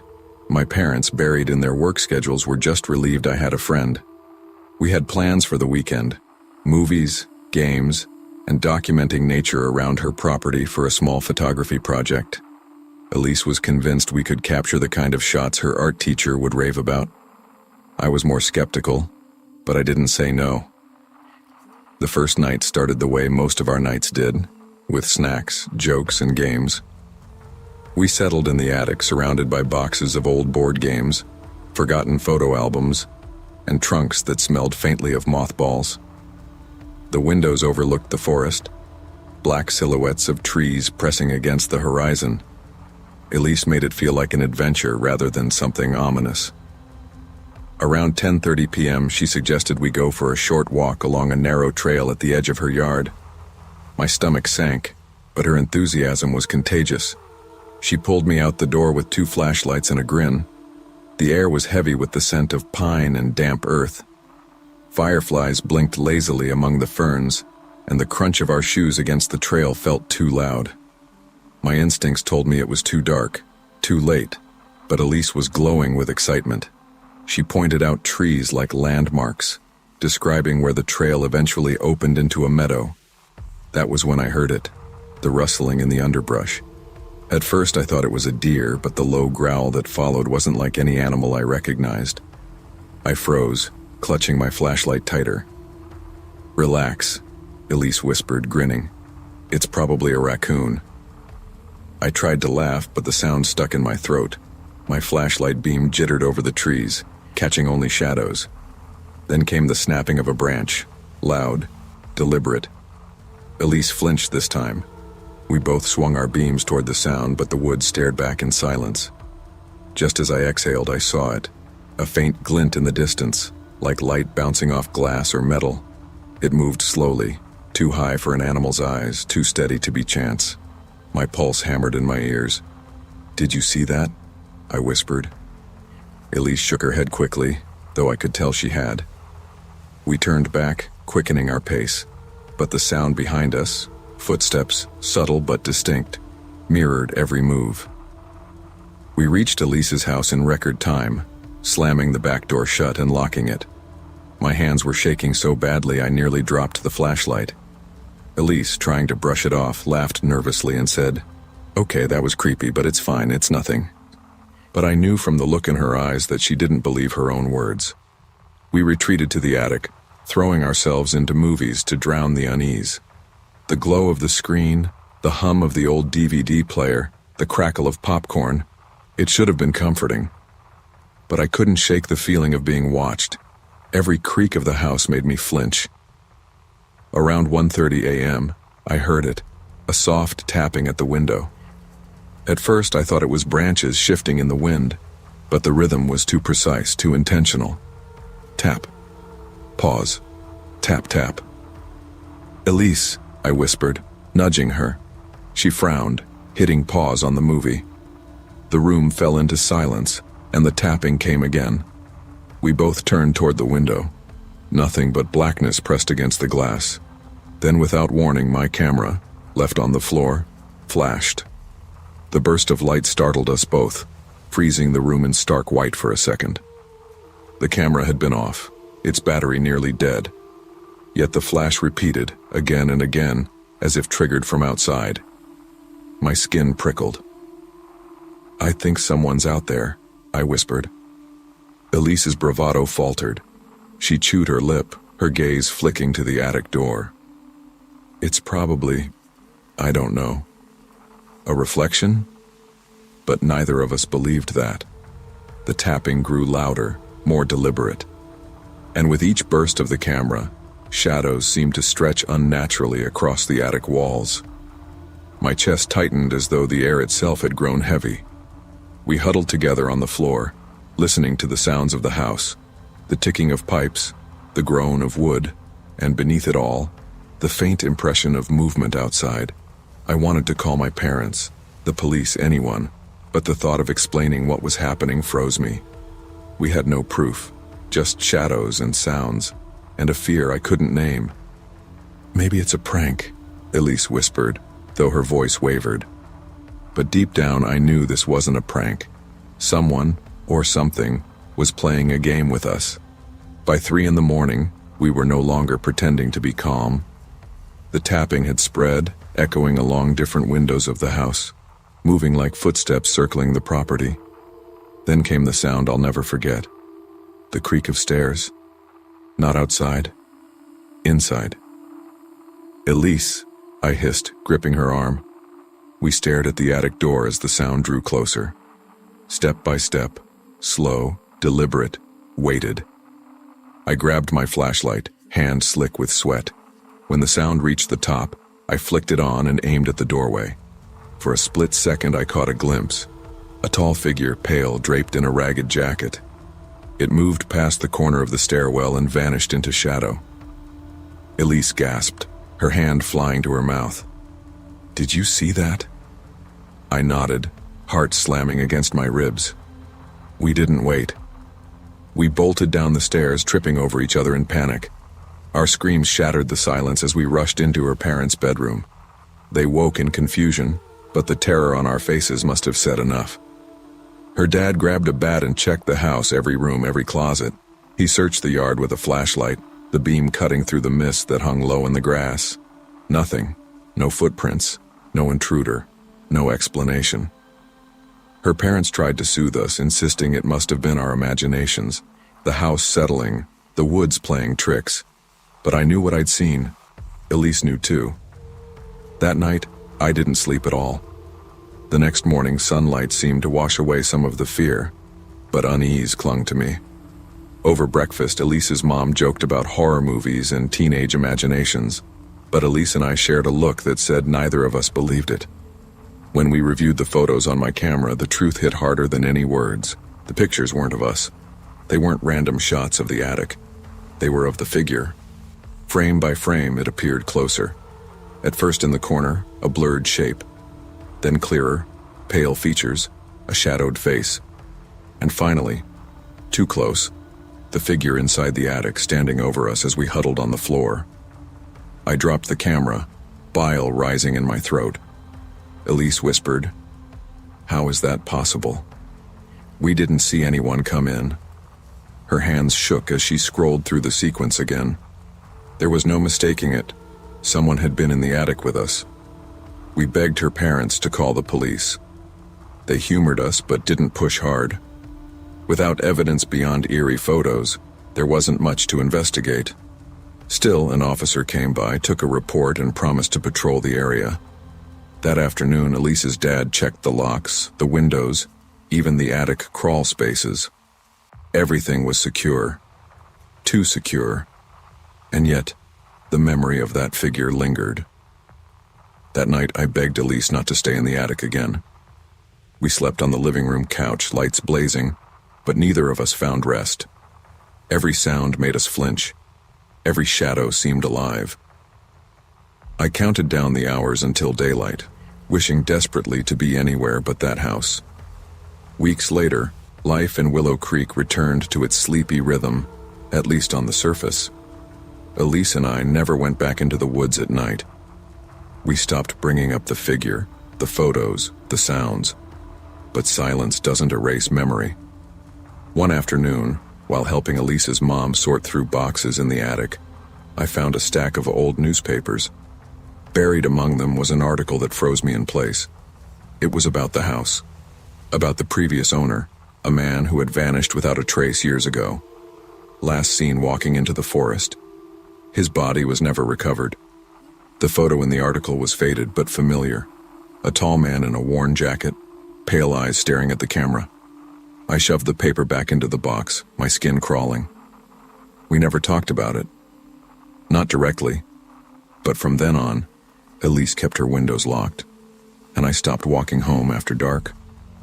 The woods around Willow Creek still whispered when the wind shifted, and I knew, deep down, that what we saw that night had never really left.